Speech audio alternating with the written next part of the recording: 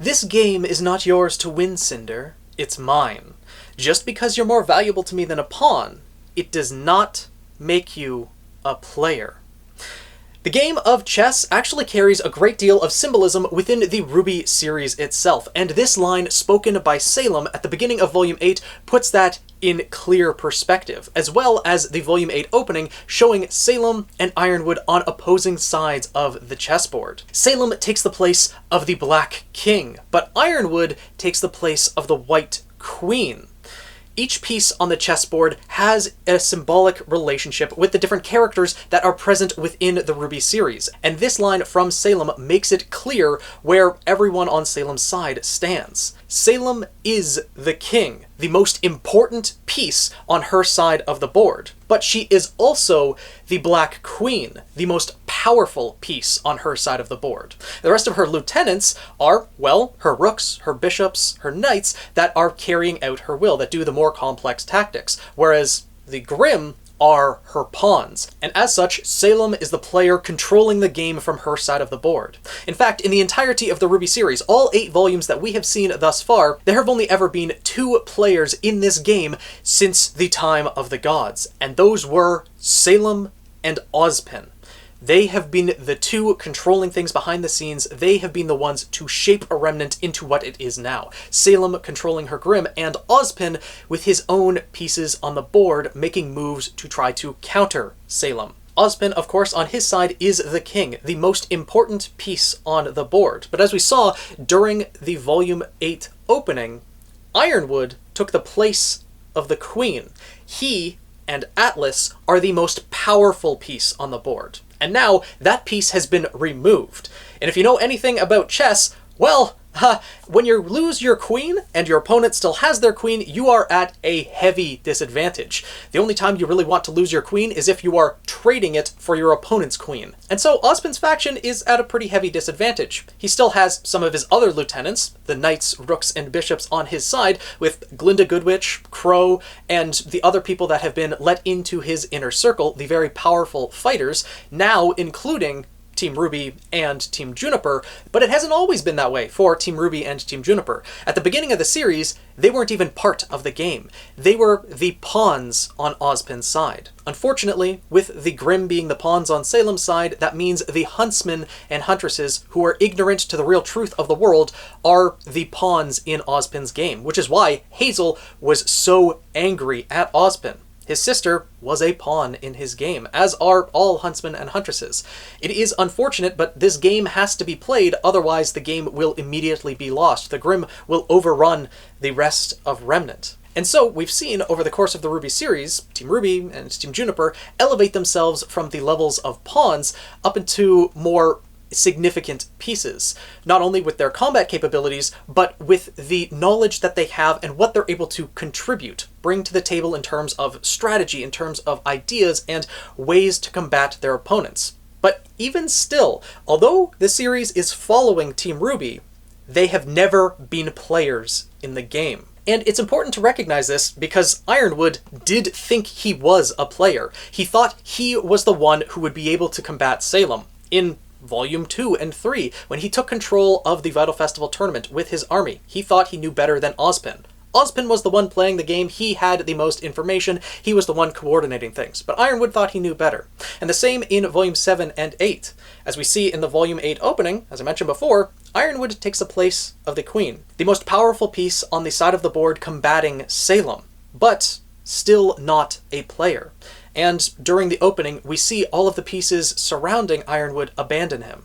No matter how strong a queen is, if they are alone against an entire army on the opposing side, they stand no chance, which is exactly what happened in Volume 8. Ironwood tried to take control, tried to force himself into that position of a player, and so the rest of the pieces abandoned him. To a lot of people, us as the viewers, and of course the people residing on Remnant, if you refer to the wars going on Remnant, the terror that the Grimm pose to everyone living there, if you refer to it as a simple game, well, that would be awfully insulting, but that is what it is to Salem. She has planned out her strategies, has thought ahead, and is treating it like a simple game. She's trying to reach her objective, which instead of, taking the opposing king, though that is part of her objective, she would love to remove Ozpin from the board, but, he keeps coming back. Her real objective is to gather the relics, which are safely stored, or rather were safely stored on Ozpin's side of the board. He's hidden them away. Now 2 of those relics have moved over to Salem's side of the board, and once she collects all of them, the game is won. Or so she thinks. We'll see what actually happens when the gods are resummoned to Remnant. And on that note of Salem planning ahead and strategizing for the game before it even begins, if we look at the quote that I mentioned at the beginning of the video, and the next line that Salem says, "Everything is already in motion. All you need concern yourself with is your ability to act when I tell you to." Still speaking to Cinder, but also referencing the rest of her lieutenants, the rest of her pieces on the board. Essentially, Salem is saying, the game is already won so long as you follow my strategy. And of course, Cinder doesn't really do that, though the rest of them follow through and the game is still won regardless of Cinder's acting out. Salem does use that to her own advantage and plays into Cinder's need for power, but this really showcases that Salem has thought ahead. And really does make me wonder if someone on the writing team has seen No Game, No Life. In fact, I think I saw Miles Luna tweet about watching No Game, No Life at some point in the past, and has applied that to RWBY in some way, shape, or form. For those who don't know, I did start a second YouTube channel just a couple days ago on the series No Game, No Life, and chess is very prominent in that series. So yes, I did kind of time this video to be in line with the release of that second channel. I've been thinking about this video since, the Volume 8 opening, because I saw that and made the immediate connections to No Game, No Life. Just the terms and phrases that Salem uses, referring to players and pieces, pawns and queens, really does give you a feel for the importance of different characters within the RWBY series.